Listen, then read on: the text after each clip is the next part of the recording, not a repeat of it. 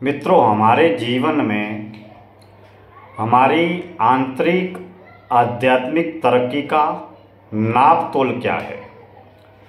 हम अगर आंतरिक आध्यात्मिक पथ पर है, भक्ति करते हैं, मौन रहते हैं, ध्यान साधना करते हैं या अन्य जिस किसी भी तरीके या पथ से हम सत्य की खोज में हैं, ईश्वर की खोज में हैं, आत्मज्ञान की खोज में हैं, आत्म जागरण या आत्म कल्याण की यात्रा में है और सत्य और ईश्वर के प्रति उसे खोजने की या प्राप्त करने की हमारे भीतर गहरी प्यास, तड़प और समर्पण है।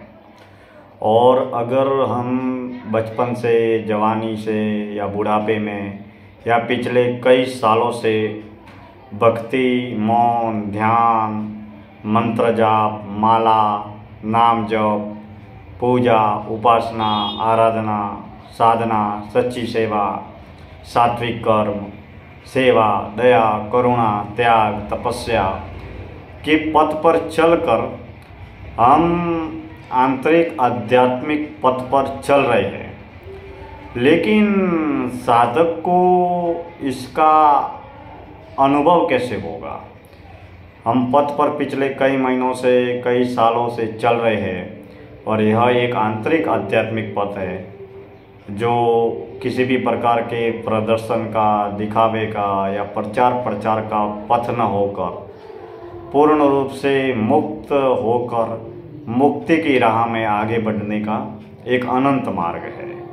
लेकिन मित्रों, इस पथ पर चलते समय हमें कैसे अनुभव होगा कि हमारी जो आंतरिक आध्यात्मिक तरक्की हो रही है या नहीं हो रही है, इसका कोई नाप तोल क्या है, इसका पैमाना क्या है, या फिर कोई तराजू तो नहीं है जिसमें तोल कर हम अनुमान लगा सके कि हमारी आंतरिक आध्यात्मिक तरक्की हो रही है या नहीं हो रही है, या हो रही है तो कितनी हो रही है।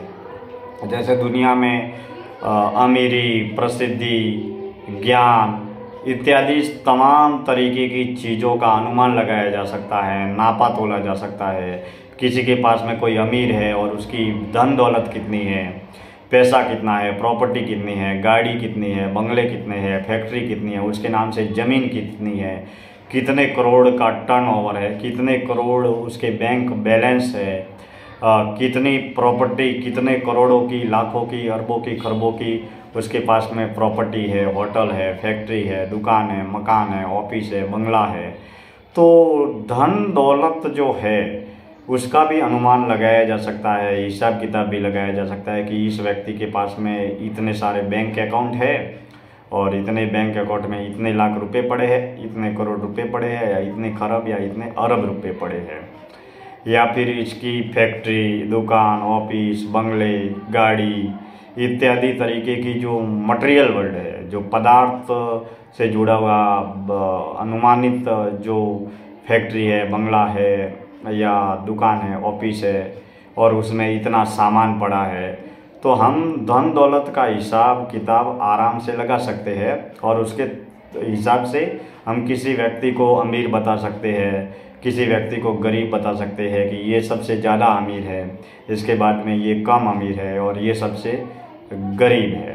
तो धन दौलत का भी हिसाब लगाया जा सकता है। फिर इसके बाद में आते हैं धन की अमीरी के बाद में नाम की प्रसिद्धि पर, कि इस व्यक्ति को इतने लोग जानते हैं, यह एक चर्चित, प्रसिद्ध और लोकप्रिय व्यक्ति है, इसके इतने फैंस है, फ्रेंड्स है, फॉलोवर्स है, देश दुनिया में, गांव में, गली में, मोहल्ले में, समाज में इतने लोग इनको जानते हैं, इनको इतने मान सम्मान मिले हैं, इस संस्थान में, संगठन में, समाज में, गांव में ये पद है, ये राजनीतिक पद है, ये पुरस्कार उसको मिला हुआ है। तो किसी की सोशल मीडिया प्लेटफॉर्म पर कितने किसके लाइक्स है, कितने व्यूज है, कितने सब्सक्राइब है, कितने उसको देखने वाले हैं। तो दोस्तों, जो व्यक्ति चर्चित, प्रसिद्ध और लोकप्रिय है, जो सेलिब्रिटी है या बहुत बड़ा आदमी है, तो उसे कितने लोग जानते हैं, तो उसके आधार पर भी, उसकी लोकप्रियता के हिसाब के आधार पर भी उसकी प्रसिद्धि का अनुमान लगाया जा सकता है कि इसे जो लोग बहुत ज़्यादा जानते हैं, इसे कम जानते हैं, इसकी ये इतनी कलाकारी है। सोशल मीडिया प्लेटफॉर्म्स है, यूट्यूब, व्हाट्सअप, फेसबुक, इंस्टाग्राम पे कितने लाइक्स है, कमेंट्स है, शेयर है, कितने व्यूज है इत्यादि से भी अनुमान लगा सकते हैं। पर्सनल लाइफ में हमें कितने लोग जानते हैं, हमको नाम से कितने लोग जानते हैं, जिसे देश और दुनिया में बहुत बड़े बड़े चेहरे हैं, बड़े बड़े नाम हैं, जैसे अमिताभ बच्चन है, रतन टाटा है, लता मंगेशकर है, सचिन तेंदुलकर है, नरेंद्र मोदी है। इनको सारे लोग नाम से और काम से दोनों से जानते हैं। तो मेरे इन तमाम नाम लेने के पीछे औचित्य यही है कि ये एक आदर्श व्यक्तित्व है। इन्होंने बहुत अच्छे देश के लिए, समाज के लिए, बहुत राष्ट्र के लिए खूब अच्छे काम किए हैं। तो इनके नाम से ही इन्हें हजारों, लाखों, करोड़ों लोग जानते हैं। जो लोग इनसे नहीं मिले वो भी अखबारों के माध्यम से, टीवी चैनल के माध्यम से, उनके कार्यों के माध्यम से, उनके फिल्मों के माध्यम से लोग उनको जानते हैं, उनके गाने सुनते हैं, उनकी फिल्में देखते हैं। तो उनकी चर्चित, प्रसिद्ध और लोकप्रियता का अनुमान भी लगाया जा सकता है कि इसे ज़्यादा जानते हैं, इसे कम जानते हैं। तो पहला धन की अमीरी का अनुमान लगाया जा सकता है। दूसरा नाम की प्रसिद्धि से भी अनुमान लगाया जा सकता है। तीसरा ज्ञान का बाजार, यानी कि जो व्यक्ति ज्ञानी है, ध्यानी है, विद्वान है, बुद्धिमान है, वक्ता है, उपदेशक है, वो जब बोलता है तो बोलते वक्त हमें मालूम पड़ता है कि अरे ये तो बहुत बड़ा ज्ञानी है, ये इसकी गहराई बहुत है, ये विज्ञान के बारे में बहुत जानता है, ये धर्म के बारे में बहुत जानता है, ये अध्यात्म के बारे में बहुत जानता है, ये समाज के बारे में बहुत जानता है, ये कथा के बारे में बहुत जानता है, ये अर्थशास्त्र के बारे में बहुत जानता है, ये राजनीति के बारे में बहुत गहरा कर्म या अनुभव है। तो व्यक्ति जब बोलता है, वाणी और विचार को या सेवा को जब हम वाणी और विचार के जरिए, शब्दों के जरिए बाजार बनाते हैं, प्रचार और दिखावा और प्रदर्शन के जरिए बाजार बनाते हैं, तो लोग हमको जानते हैं कि हम बहुत ज्ञानी हैं, हम विद्वान हैं, बुद्धिमान हैं, और उसके आधार पर हमें अमीरी और प्रसिद्धि मिलती है। तो नाम, धन और ज्ञान का ये पूरा का पूरा बाजार जो संसार के बाजार में बहुत व्यापक रूप से फैला हुआ है, और इसी के माध्यम से हमारा घर, परिवार, समाज, व्यापार और ये दुनिया संचालित होती है। लेकिन मित्रों, मुश्किल भरा सवाल ये है कि हमारी आंतरिक आध्यात्मिक तरक्की, जो सूक्ष्म तरक्की है, अगर हमारे पास में, हमारे सामने कोई आत्मज्ञानी भी बैठा है तो उसका अनुमान नहीं लगाया जा सकता कि आत्मज्ञानी है या नहीं है, या किस तरीके से उसे पहचाना जा सकता है। तो आंतरिक आध्यात्मिक तरक्की को नापने का पैमाना या नाप तोल या तराजू यही है कि जब हम आंतरिक आध्यात्मिक पथ पर स्वयं चलते हैं, बातें करते हैं, तो बातों से कोई रूपांतरण नहीं होता है। भले कितने ही बड़ा व्यक्ति हो, भले ही बहुत बड़ा वक्ता हो, उपदेशक हो, समाज सेवी हो, समाज सुधारक हो, बोलने मात्र से कुछ नहीं होता। हम बड़ी ही सजगता, ईमानदारी से जब इस पथ पर चलते हैं तो हमारे जीवन में मनसा वाचा कर्मणा, वाणी, विचार और कर्म के तल पर बहुत सारे परिवर्तन होते हैं। जब आंतरिक आध्यात्मिक पथ पर हम होते हैं तो हमारी वाणी भी बदलती है, विचार भी बदलते हैं, सच्ची सेवा में समर्पित होते हैं, सात्विक कार्य करने लगते हैं। जब जितना हम भक्ति, साधना, मौन, ध्यान को बल देंगे और जितना उसके प्रति समर्पण होगा, तो हमारे वाणी, विचार, कर्म दिन प्रतिदिन सतोगुणी होंगे, सात्विक होंगे, पवित्र होंगे। हमारी सोचने में बहुत सारी पवित्रता होगी। हम किसी की बुराई नहीं करेंगे, बुरा सोचेंगे नहीं, बुरा करेंगे नहीं।